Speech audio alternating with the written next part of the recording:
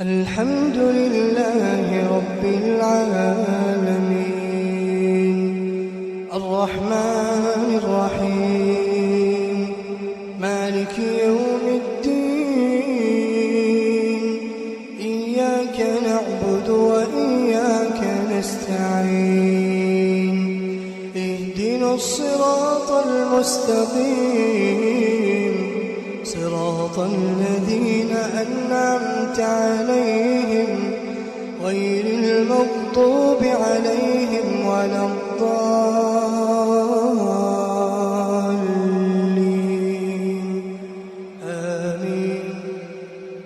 كنتم خير أمة أخرجت للناس تأمرون بالمعروف وتنهون عن المنكر وتؤمنون بالله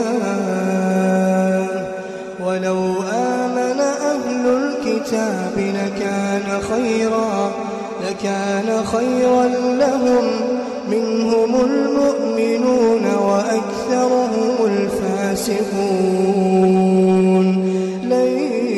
يضروكم إلا أذى وإن يقاتلوكم يولوكم الأدبار ثم لا ينصرون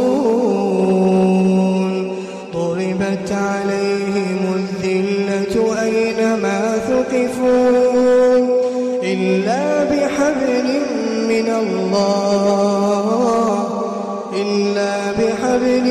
من الله وحبل من الناس وباءوا بغضب من الله وضربت عليهم المسكنة ذلك بأنهم كانوا يكفرون بآيات الله ويقتلون الأنبياء بغير حق ذلك بما عصوا وكانوا يعتدون.